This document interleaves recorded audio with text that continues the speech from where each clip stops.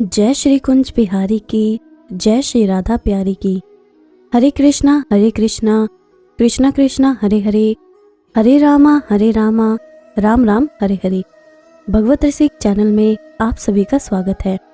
हरि के प्यारे भक्तों, आज हम जानेंगे कि रामकृष्ण परमहंस कौन थे और उन्होंने काली माता के 2 टुकड़े क्यों किए।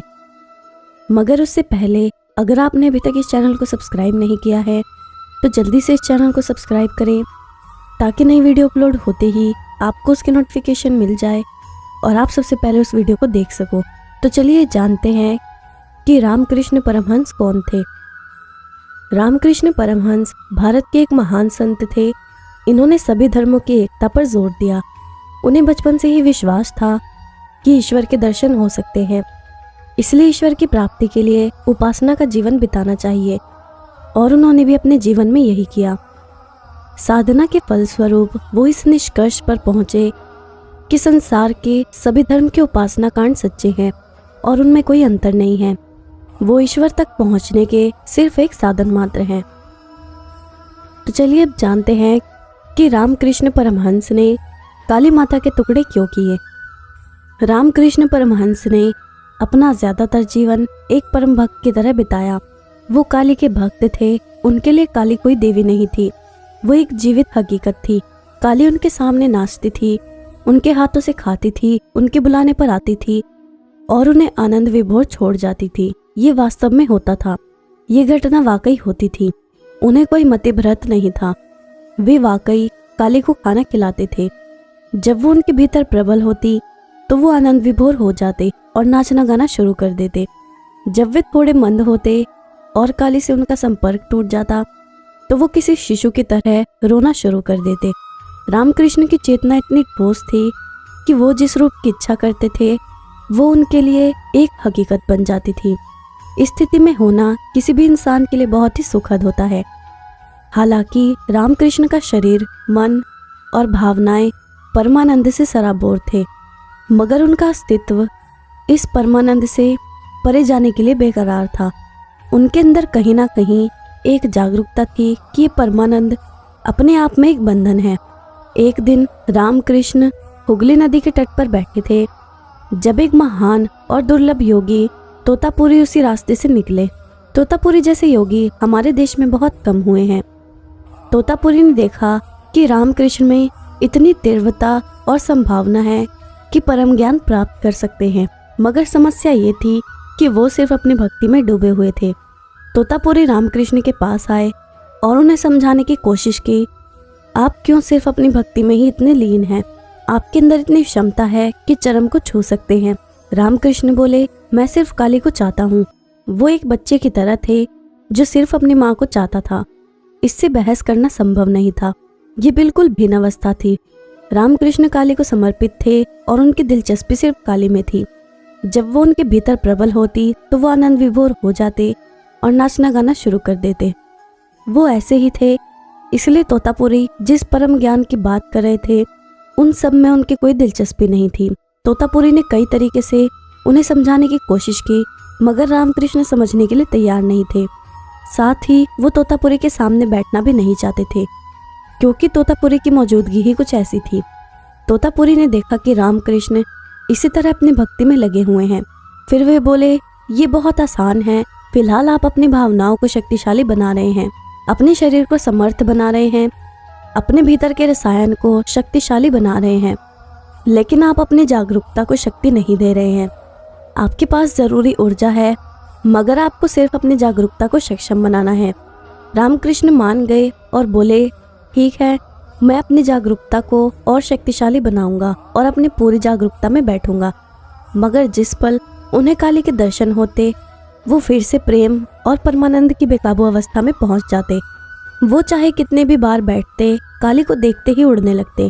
फिर तोतापुरी बोले, अगली बार जब भी काली दिखे आपको एक तलवार लेकर उनके टुकड़े करने हैं।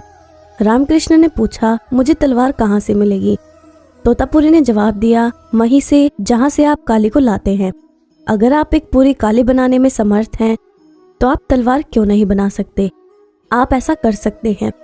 अगर आप एक देवी बना सकते हैं तो उसे काटने के लिए एक तलवार क्यों नहीं बना सकते? रामकृष्ण बैठे, मगर जैसे ही काली आई वो परमानंद में डूब गए और तलवार जागरूकता के बारे में सब कुछ भूल गए। फिर तोतापुरी ने उनसे एक शीशे का टुकड़ा उठाते हुए कहा कि इस बार जैसे ही काली आएंगी, शीशे के एक टुकड़े से मैं आपको वहां काटूंगा जहां पर आप फंसे हुए हैं। जब मैं उस जगह को काटूंगा तब आप तलवार तैयार करके काली को काट दीजिएगा। रामकृष्ण फिर से बैठे और ठीक जिस समय रामकृष्ण परमानंद में डूबने ही वाले थे, जब उन्हें काली के दर्शन हुए, उसी समय तोतापुरी ने शीशे के उस टुकड़े से रामकृष्ण के माथे पर एक गहरा चीरा लगा दिया। उसी समय रामकृष्ण ने अपनी कल्पना में तलवार बनाई और काली के टुकड़े कर दिए। इस तरह वो माँ और माँ से मिलने वाले परमानंद से मुक्त हो गए। अब वो वास्तव में एक परमहंस और पूर्ण ज्ञानी बन गए। उस समय तक वो एक प्रेमी थे, भक्त थे, उस देवी माँ के बालक थे जिन्हें उन्होंने खुद उत्पन्न किया था, मगर अब वो एक पूर्ण ज्ञानी बन गए थे। तो इस तरह रामकृष्ण परमहंस ने किए थे माँ काली के टुकड़े। अब मैं आपको भगवान शिव के एक भक्त की कहानी सुनाती हूँ जिसकी मृत्यु कभी नहीं हो सकती। सनातन धर्म में भगवान शंकर को देवों के देव महादेव कहकर संबोधित किया जाता है। वेदों के अनुसार भगवान शंकर को निर्गुण निराकार रूप में लिंग के रूप में पूजा जाता है। आध्यात्मिक रूप से शिव ही एकमात्र धत घट के वासी परमात्मा परमेश्वर हैं। पुराणों दृष्टि के अनुसार पृथ्वीलोक पर शक्तिपुंज स्वरूप में कई गूढ़ और रहस्यमय शिवलिंग और ज्योतिर्लिंग अस्तित्व में हैं, जो स्वयं सिद्ध और अलौकिक है। भारतवर्ष में ऐसा ही एक शिवलिंग खोदरा महादेव के नाम से मध्य प्रदेश राज्य में महू जिले के निकट स्थित है। भौगोलिक दृष्टि से खोदरा महादेव का पावन धाम 1000 फुट ऊंची पहाड़ी के बीच स्थित है। करही क्षेत्र का खोदरा महादेव मंदिर नर्मदा नदी के शालीवाहन घाट के निकट स्थित है। मध्य प्रदेश स्थित खोदरा महादेव का ये स्थान महू डिस्ट्रिक्ट से तकरीबन 12 किलोमीटर दूर, चोरल क्षेत्र से तकरीबन 10 किलोमीटर दूर, विंध्याचल दूर के पहाड़ी क्षेत्र में विद्यमान है।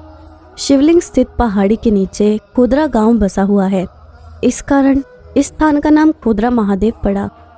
ऐतिहासिक घटनाओं पर आधारित लोक जीवन में प्रचलित कथाओं के अनुसार खोदरा महादेव धाम में चमत्कारिक शिवलिंग के साथ साथ शिव वाहन नंदी भी विराजमान है। इस स्थान को 7 चिरंजीवी पुरुषों में से एक द्रोण पुत्र अश्वत्थामा के तपस्थली के रूप में भी जाना जाता है। लोक मान्यता के अनुसार आज भी द्रोणाचार्य पुत्र अश्वत्थामा खोदरा महादेव धाम में तप करने आते हैं। महाभारत के बारे में जानने वाले लोग अश्वत्थामा के बारे में निश्चित तौर पर जानते होंगे। महाभारत के कई प्रमुख चरित्रों में से एक शिव भक्त अश्वत्थामा का वजूद आज भी है। द्वापर युग में जन्मे अश्वत्थामा की गिनती उस युग के श्रेष्ठ योद्धाओं में होती थी। वे गुरु द्रोणाचार्य के पुत्र और करु वंश के राजगुरु कृपाचार्य के भांजे थे। महाभारत युद्ध से पूर्व गुरु द्रोणाचार्य और उनकी पत्नी कृपी ने ऋषिकेश तपोवन में तमसा नदी के किनारे तपेश्वर स्वयंभू शिवलिंग पर शिव तपस्या की थी, जिस पर भगवान शिव ने इन्हें पुत्र प्राप्ति का वरदान दिया था। इसी के फलस्वरूप माता कृपी ने एक सुंदर तेजस्वी अश्वत्थामा को जन्म दिया। जन्म से ही अश्वत्थामा के मस्तक में एक अमूल्य मणि विद्यमान थी, जो कि उन्हें दैत्य, दानव, शास्त्र, व्याधि, देवता और नागों से निर्भय रखती थी।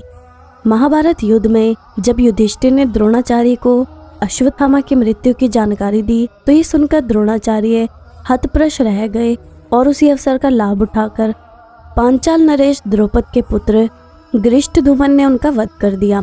पिता की मृत्यु ने अश्वत्थामा को विचलित कर दिया।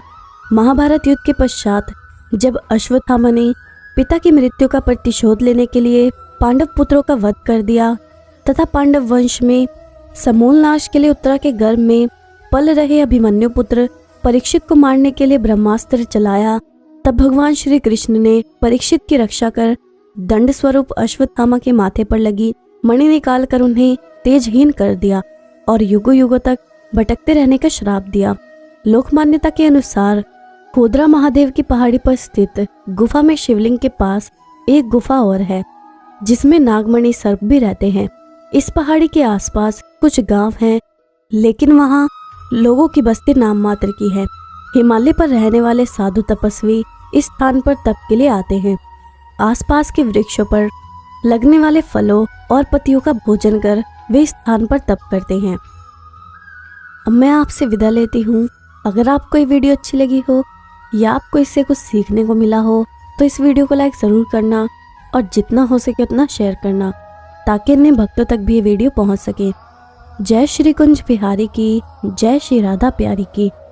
हरे कृष्णा कृष्णा कृष्णा हरे हरे, हरे रामा राम राम हरे हरे।